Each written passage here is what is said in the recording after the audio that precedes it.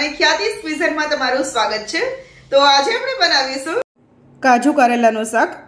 Friends, વરસાદની season છે તો કારેલા ગઈકાલે લઈ આવી હતી, તો આજે વિચાર્યું કે કાજુ કારેલાનું શાક બનાવીએ। તો ચલો બનાવવાનું શરૂ કરીએ છીએ। તો કારેલા હું લઈ આવું છું અને પછી હું તમારી સાથે રેસીપી પણ શેર કરીશ। તો કાજુ કારેલાનું શાક બનાવવા માટે અહીંયા મેં એકદમ લીલા અને કૂણા હોય એવા કારેલા લીધા છે। તો આ કારેલાની જે છાલ છે એકદમ ગ્રીન હોવી જોઈએ અને ઉપરની જે છાલ છે થોડી સુકાયેલી હશે તો કારેલા છે થોડા પાકી ગયેલા ગણાશે। તો આવી રીતે આપણે કૂણા કારેલાને લઈ લેવાના છે અને ઉપરથી અને નીચેથી એનું જે દાંડલી છે હટાવી દેવાની છે અને ઉપરથી આ રીતે ઝિગઝેગવાળી એની છાલ હશે તો એ કાઢી લેવાની છે, કેમ કે છાલથી વધારે કારેલાનું શાક કડવું લાગે છે। તો બની શકે એટલી છાલ છે આવી રીતે ચપ્પુથી આપણે કાઢી લેવાની છે અને પછી આપણે એને સમારવાના છે। તો તમે જોઈ શકો છો કે કારેલાની છાલ મેં કાઢી લીધી છે અને આ રીતે વચ્ચેથી કટકા કરી અને અત્યારે મારે ચિપ્સવાળા કારેલા કરવા છે, એટલે હું વચ્ચેથી આ રીતે જે બિયાનો ભાગ છે એ કાઢી નાખવાનો છે અને પછી આપણે એની ચિપ્સ કરવાની છે। તો બિયાનો ભાગ છે સૌથી વધારે કડવો હોય છે। ઘણા લોકો બિયાનો ભાગ શાકમાં એડ કરતા હોય છે, ઘણા નથી કરતા, પણ હું તો નથી કરતી કેમ કે એનાથી શાક વધારે કડવું લાગે છે। તો જો કૂણો હોય અને બિયા ન હોય તો તમે નાખો તો પણ ચાલે, પણ આ રીતે બિયા કાઢી અને આપણે બનાવશું તો કારેલાનું શાક છે કડવું જરાય પણ નહીં બને। તો આ રીતે બાકીના કારેલાની પણ છાલ ઉતારી દેવાની છે, વચ્ચેથી બિયા કાઢી લાવવાના છે અને આપણે એની ચિપ્સ બનાવવા માટે આપણે બધા જ કારેલાને આ રીતે સમારી લેશું।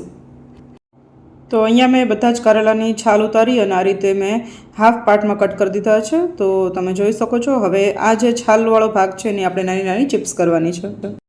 તો ફ્રેન્ડ્સ, જ્યારે પણ કારેલાનું શાક બનાવવાનું હોય ત્યારે કારેલા એકદમ ફ્રેશ લેવાના। કદાચ ફ્રીજમાં 1-2 દિવસ રાખેલા હોય તો ચાલે, પણ એનાથી વધારે કારેલા જે એકદમ વાસી હોય એવા નહીં લેવાના। અને કારેલાની છાલ છે સૌથી વધારે કડવી હોય છે, તો કારેલાની છાલ પહેલાં હટાવી દેવાની અને પછી એને અંદરના જે બિયાનો ભાગ છે એ પણ કડવો હોય છે અને એ ટેસ્ટમાં બહુ સારો નથી લાગતો, એટલે બિયાનો ભાગ કાઢી અને પછી એની ઝીણી ઝીણી આપણે ચિપ્સ કરી લેશું અને પછી એમાં 2-3 ચમચી જેવું મીઠું એડ કરી અને લગભગ આપણે અડધી કલાક માટે એને રાખી દેશું, એટલે એમાંથી કડવાશ જે છે એ પાણીથી છૂટી જશે અને 4-5 પાણીથી ધોઈ અને પછી આપણે એનું શાક બનાવશું। તો આ કારેલાની આપણે છાલ કાઢી લીધી છે અને બિયા કાઢી લીધા છે, તો હવે એની ઝીણી ઝીણી ચિપ્સ કરી લેશું। તો આ રીતે થોડી મીડિયમ સાઇઝની કટકી કરવાની છે। તો અહીંયા હું તમને બતાવીશ, તો આ રીતના કટકી કરી લેવાની છે। તમારે એકદમ નાની કટકી કરવી હોય તો પણ કરી શકો છો, પણ શાકમાં એકદમ ઝીણું હશે તો મજા નહીં આવે, એટલે થોડી મીડિયમ સાઇઝની કટકી આપણે કરી લેવાની છે।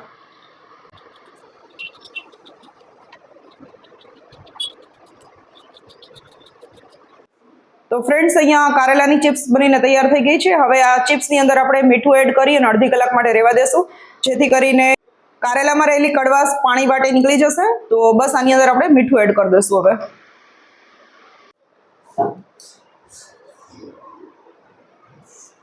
તો લગભગ 2 ચમચી જેટલું મીઠું એડ કરવાનું છે। જો 2 કારેલા હોય તો 1 ચમચી નાખો તો પણ ચાલે। અને બસ આ રીતે એકદમ ચોળીને મિક્સ કરી દેવાનું છે લગભગ 2 મિનિટ માટે, એટલે દરેક કારેલાની ચિપ્સમાં મીઠો જે આવી જશે અને એનું પાણી છૂટી અને પછી એની કડવાશ છે ઘણી ખરી ઓછી થઈ જશે। તો બસ હવે આ રીતે આપણે અડધી કલાક માટે રહેવા દેવાનું છે। ફ્રેન્ડ્સ, કાજુ કરેલાનું શાક બનાવવાનું છે તો કાજુ તો ખાસ જોઈએ। તો આ કાજુ જે મેં લીધા છે એને વચ્ચેથી સ્લીટ કરી અને 2 ભાગ કરી નાખશું આપણે। તો અહીંયા આ રીતે ક્રેક આપેલું જ હોય છે, તો સેજ તમે ચપ્પુ લગાવશો એટલે 2 ક્રેક થઈ જશે। તો આ રીતે બધા જ કાજુના 2-2 ટુકડા કરી લેવાના છે।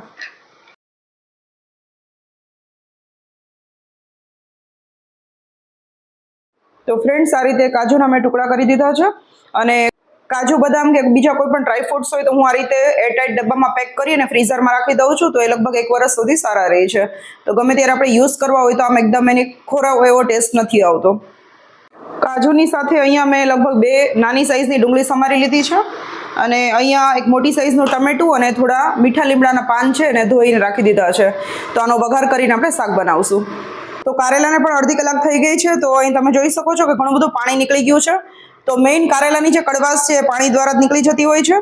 તો હવે આ કારેલાને 3 થી 4 પાણીએ સરસ ચોળીને ધોઈ લો અને પછી આપણે એને બાફશું અને પછી એની સબ્જી બનાવશું। તો કારેલાને આ રીતે આપણે એકદમ ચોળીને ધોવાનું છે, એટલે કે એમાં મીઠાનો ભાગ હોય એ નીકળી જાય, કડવાશ પણ દૂર થઈ જાય અને શાક ખારું ન બને। અને મીઠું એડ કર્યું છે એટલે શાક બહુ કડવું નહીં લાગે અને ટેસ્ટમાં ખૂબ સરસ લાગે છે। તો એક વખત આ રેસીપી ફોલો કરીને તમે પણ આ સબ્જી બનાવજો। તો અને કોમેન્ટમાં મને કહેજો કે આ રેસીપી તમને કેવી લાગી છે। આ રીતે દબાવીને એનું પાણી કાઢી નાખવાનું છે। ફ્રેન્ડ્સ, મીઠું એડ કરવાથી કારેલાની કડવાશ જતી રહે છે અને પ્લસ આપણે 2 ચમચી જેવું ગોળ એડ કરશું. તો કારેલાનું શાક તમે ખાશો તો તમને લાગશે જ નહીં કે આ કારેલાનું શાક છે. તો જે લોકોને આ કારેલાનું શાક નથી ભાવતું એ લોકો માટે પણ આ ફેવરિટ થઈ જશે. તો આ રેસીપી ફોલો કરીને ચોક્કસથી તમે બનાવજો. ફ્રેન્ડ્સ, આ કારેલાનું શાક સીધું પણ થાય છે, પણ એમાં લગભગ અડધી પોણી કલાક જેટલી વાર લાગે છે, ચડતા નથી ઝડપથી. તો આપણે થોડું એવું પાણી એડ કરી અને 2-3 સીટીમાં આપણે એને ચડાવી લેશું અને પછી આપણે એનું ગ્રેવીવાળું શાક બનાવશું.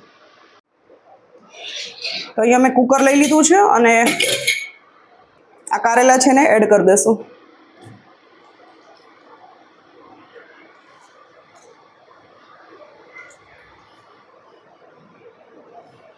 મીઠું આપણે એડ કરેલું છે એટલે બહુ ધ્યાન રાખીને ઉમેરવાનું, નહીંતર કારેલાની અંદર વધારે ખારું શાક થઈ જશે. તો આમાં આપણે થોડું પાણી એડ કરી દઈશું. કારેલાની અંદર એનું પોતાનું જ પાણી હોય છે, પ્લસ આપણે મીઠું એડ કરેલું છે એટલે એનું પાણી છૂટશે. એટલે માત્ર 4-5 ચમચી જેટલું જ પાણી આપણે એડ કરવાનું છે. તો બસ પાણી નાખી દીધું છે અને હવે આપણે કુકર ઢાંકી દઈશું એનું.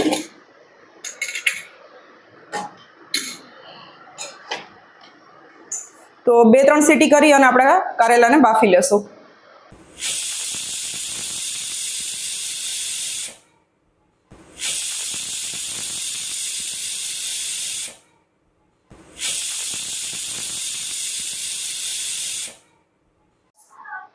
તો બસ કુકરની સીટી નીકળી ગઈ છે. નેચરલી નીકળી જાય પછી જ ખોલવાનું છે. તો કુકર ખોલી લઈએ છે.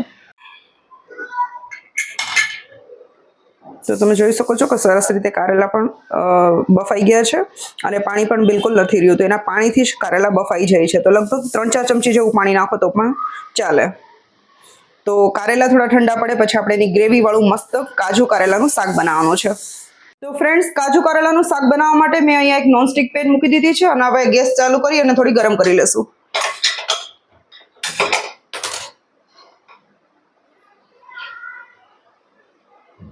તો પેન ગરમ થઈ ગઈ છે. હવે આપણે એમાં ઓઇલ એડ કરી દઈશું.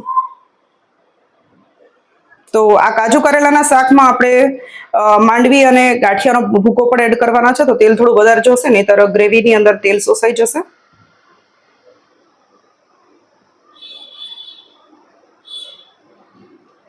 અને આ તેલની અંદર આપણે કાજુ પણ તળવાના છે. તો તેલ ગરમ થઈ ગયું છે, ધુવાડા નીકળે છે. તો આપણે એમાં કાજુ એડ કરી લેશું અને એને તળી લેશું.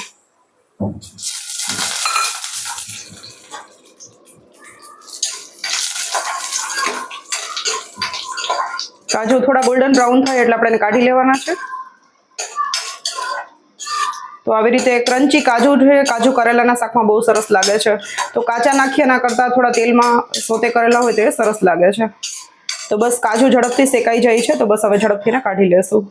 કાજુ કાઢ્યા પછી પણ એની કુકિંગ પ્રોસેસ છે, ગરમ હોય છે એટલે ચાલુ જ રહી છે. એટલે બહુ વધારે આપણે એને બ્રાઉન નથી કરવાના. અહીં આપણા કાજુ તળાઈ ગયા છે. તો આ જ પેનમાં આપણે જીરાનો વઘાર કરશું. જીરું તતડી જાય એટલે હિંગ એડ કરશું અને ત્યારબાદ લીમડો અને ડુંગળી એડ કરી દેશું.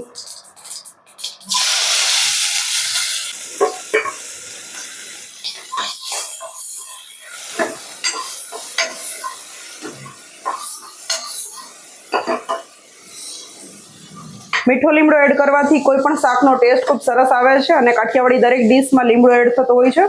તો આ કાજુ કરેલાના શાકમાં પણ મીઠા લીમડાનો ટેસ્ટ ખૂબ સરસ આવે છે.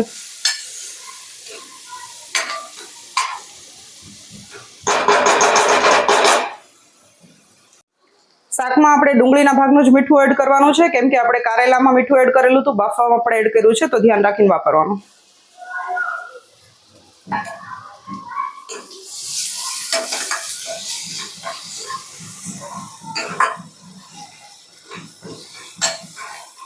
મીઠું એડ કરવાથી ડુંગળી છે ઝડપથી ગોલ્ડન બ્રાઉન થઈ જાય છે.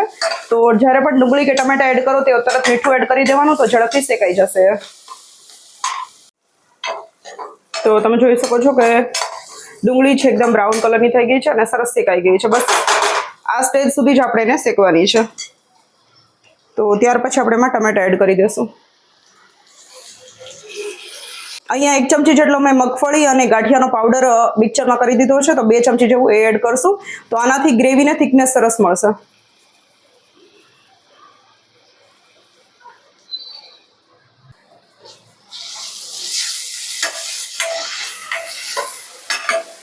ટમેટા સોફ્ટ થઈ જાય ત્યાં સુધી થોડી વાર માટે ઢાંકી દેશું.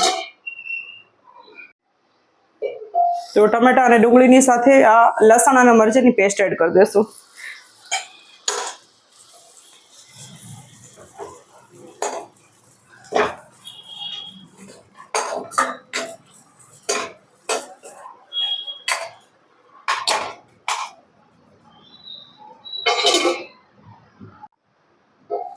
તો બસ ટમેટાની ગ્રેવી સરસ થઈ ગઈ છે અને તેલ છૂટું પડવા લાગ્યું છે. હવે આપણે બધા મસાલા એડ કરવાના છે.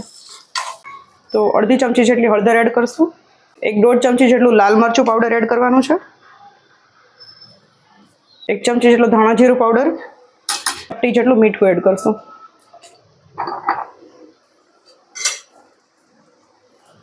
અને અહીંયા મેં એક નાની ચમચી જેટલો ગોળ લીધો છે તો એ એડ કરવાનો છે.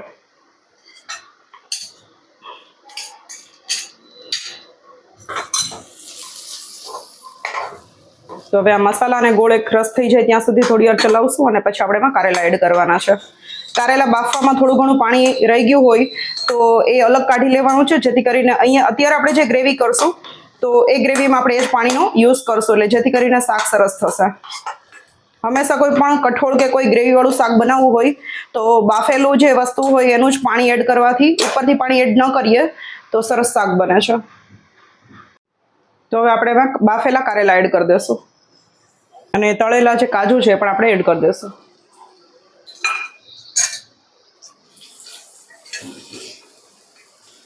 કાજુ અને કારેલાને મસાલા સાથે મિક્સ કરી લેશું આપણે.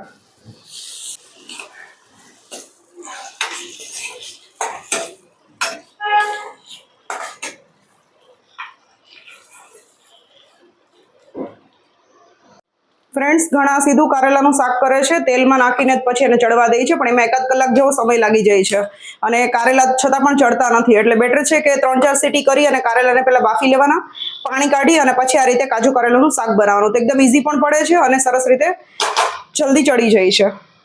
તો કારેલામાં આપણે એનું બાફેલું થોડું પાણી એડ કરી દેવાનું છે ગ્રેવી માટે.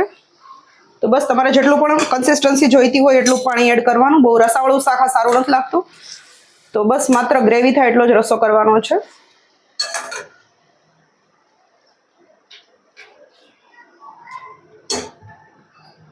તો બસ દેખાવામાં ખૂબ જ સરસ લાગે છે, જોયા છે ટેસ્ટમાં કેવું બને છે. તો થોડી વાર ઢાંકીને એને 5-10 મિનિટ માટે આપણે રહેવા દેશું, જેથી કરીને પાણી સાથે કારેલાનો રસો છે સરસ ગ્રેવી બની જાય. તો ફ્રેન્ડ્સ, બસ કાજુ કારેલાનું શાક થઈ ગયું છે. બસ એટલો રસો મારે જોઈએ છે એટલે એટલો રાખીશું, કેમ કે એકદમ સૂકું પછી નથી ભાવતું રોટલી સાથે. તો બસ કાજુ કારેલાનું શાક બનીને તૈયાર થઈ ગયું છે. જોઈને જ મોઢામાં પાણી આવી જેવું શાક બન્યું છે ને. તો આ રેસીપી ફોલો કરીને તમે પણ એક વખત ટ્રાય કરજો. આ શાક ટેસ્ટમાં ખૂબ જ સરસ લાગે છે અને ખાસ કરીને ચોમાસાની સિઝનમાં તો કારેલાનું શાક ખૂબ જ ટેસ્ટી લાગે છે. તો બસ હવે ગેસ બંધ કરી દઈશ. તો ફ્રેન્ડ્સ, આપણું કાજુ કારેલાનું શાક તૈયાર છે. તો જોઈને તમે મને કોમેન્ટ કરીને કહેજો કે તમને કાજુ કારેલાના શાકની રેસીપી કેવી લાગી. તો બસ આ શાકને આપણે સર્વ કરી લેશું.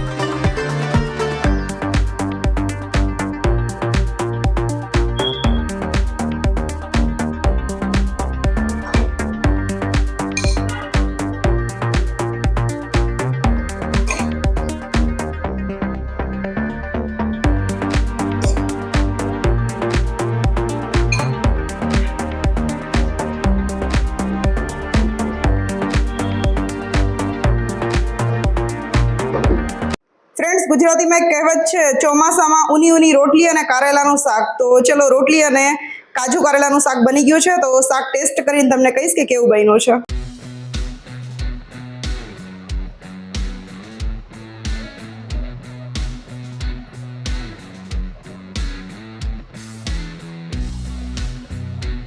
ફ્રેન્ડ્સ, કાજુ કરેલાનું શાક ખૂબ જ ટેસ્ટી બન્યું છે અને જો તમારે ટેસ્ટ જોઈતો હોય તો તમારે ઘરે આ રેસીપી ફોલો કરીને બનાવવું પડશે.